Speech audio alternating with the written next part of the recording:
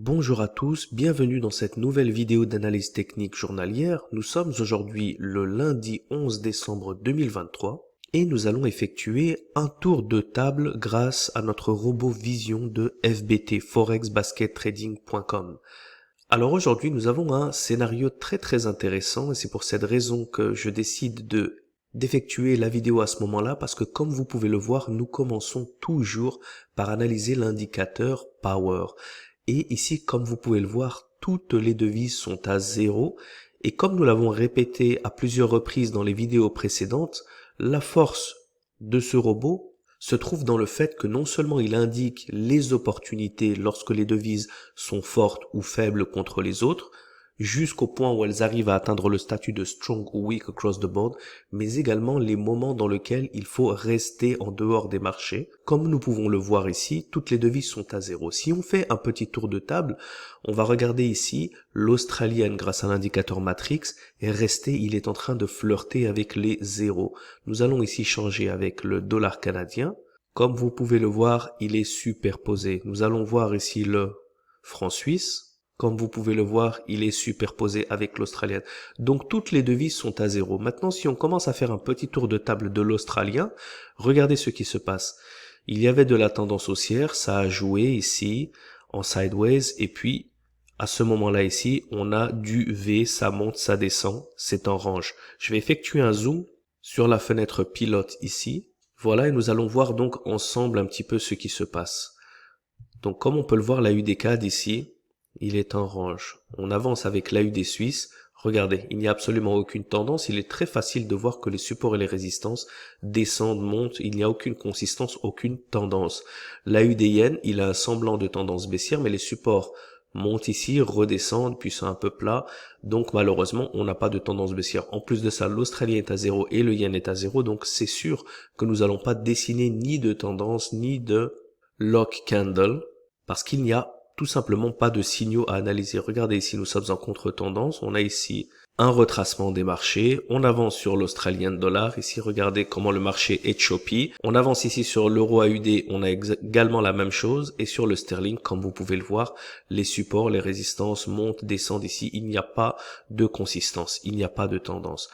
On choisit une autre paire au hasard. Choisissons le dollar parce que le dollar, voilà, est la devise la plus importante avec laquelle on pourrait commencer notre analyse. Et regardons ce qu'il y a. Donc sur l'australien dollar, voilà, en post-NFP, nous avons le NFP vendredi qui a vraiment fait bouger les marchés. Et là aujourd'hui, regardez, comme ça monte, ça descend, les marchés maintenant sont en phase de distribution et vont recommencer un nouveau cycle avec une phase d'accumulation dans laquelle nous allons patienter, analyser les marchés et attendre qu'une devise sorte du lot. Regardez ici, voilà, vous avez de la tendance baissière, mais regardez l'orange, les supports sont très proches les uns des autres, donc il n'y a pas vraiment d'opportunité. Le sterling, comme vous pouvez le voir ici, il y a un semblant de tendance baissière, mais les supports et les résistances sont très proches et il y a de gros retracements dans tous les cas. Donc ça pourrait continuer et casser par le bas, ça pourrait se renverser. Nous n'en avons absolument aucune idée et c'est là la force du robot qui nous montre, attention, les marchés n'ont absolument aucune force, aucune faiblesse, tout est sideways, restez de côté. Regardez, il y avait un semblant de tendance baissière sur le NZD-USD et maintenant nous sommes sideways. On avance ici sur le dollar CAD, regardez, grande tendance baissière, semblant de tendance haussière, on est en contre-tendance. Le dollar suisse également ici, regardez comment c'est plat, puis ensuite il y a une cassure ici qui est en contre-tendance.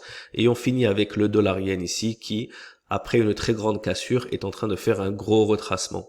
Donc c'est dans ce genre de scénario ici que nous laissons les marchés tout simplement respirer et que nous attendions ensemble que les devises reprennent de la force, reprennent de la faiblesse parce qu'ils sont en train de se chercher après le chamboulement du NFP. Si vous avez suivi les vidéos durant la semaine dernière, vous avez pu voir que nous étions dans une phase de public participation, de participation publique, où les devises commençaient à avoir de la force, de la faiblesse. Nous avons des plus 3, des moins 4. Nous avons même des devises qui ont atteint le strong across the board à plus 6. Et c'est là où nous avons trouvé nos opportunités. Regardez même la vidéo du jeudi et la vidéo du vendredi de la semaine dernière où j'explique justement le yen était passé en mode strong across the board. Et là, vous voyez clairement que les opportunités sont là. aussi clair que les opportunités aujourd'hui qui sont inexistantes. Et ça, c'est un point qui est très très important. Je pense que je ne le répéterai jamais assez. L'une des erreurs principales de tout trader, surtout trader débutant, est qu'il a du mal à analyser lorsque les marchés donnent des opportunités et lorsque les marchés n'en donnent pas. Parfois, avec le fear of missing out, ou parfois avec l'engouement à la suite d'avoir eu une bonne journée ou 2 bonnes journées, on est poussé à overtrader. Et donc, on peut commencer la semaine en essayant de trouver des opportunités alors qu'il n'y en a pas. Et avec ce genre de scénario, on est très vite capable de comprendre qu'il n'y a absolument aucune opportunité de la stratégie du Forex Basket Trading, de la stratégie du FBT bien sûr. Tout simplement parce que les marchés ne nous donnent pas de tendance. On est capable d'aller dans n'importe quelle devise. Nous allons voir ensemble le yen également pour confirmer encore la chose. Voilà, donc on va faire un petit tour de table du yen. Et comme vous pouvez le voir ici, les marchés maintenant sont en train de se retracer. Il n'y a plus de tendance. Le CAD yen, regardez ce V qui est en train de se former. Le Suisse yen, regardez. Donc l'erreur à ne pas commettre, c'est essayer de trouver des conclusions, trouver des points d'entrée là où il n'y en a pas. Les dernières résistances ont été craquées, il n'y a absolument plus de tendance à ce moment-là, il va donc falloir attendre, et c'est pour cette raison que nous répétons parfois que le lundi matin, attention au lundi matin, attention au vendredi après-midi, parce que le lundi matin, il y a tout simplement la tendance de la semaine qui va commencer à se construire.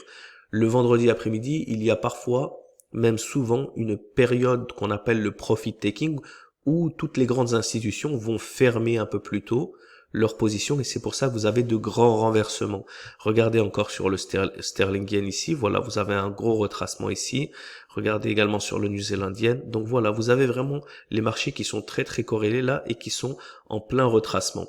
Et lorsqu'on est dans des marchés qui se trouvent au milieu du range, eh bien, on a autant de chances que le range vienne se casser ici par le haut ou que le range vienne se casser par le bas. Et dans ce cas, on n'a pas envie de spéculer sur la chance et de simplement parier que les marchés, sans avoir vraiment d'indication technique de corrélation, on préfère attendre plutôt que d'ouvrir des positions, de le regretter et d'essayer de passer le reste du mois à récupérer des pertes. Eh bien, il faut être patient dans ce genre de scénario, attendre que les opportunités se matérialisent pour pouvoir les prendre et profiter de la corrélation des devises avec l'une d'entre elles qui pourrait sortir du lot en étant forte ou faible et même en étant strong ou weak across the board. Donc c'est tout pour aujourd'hui.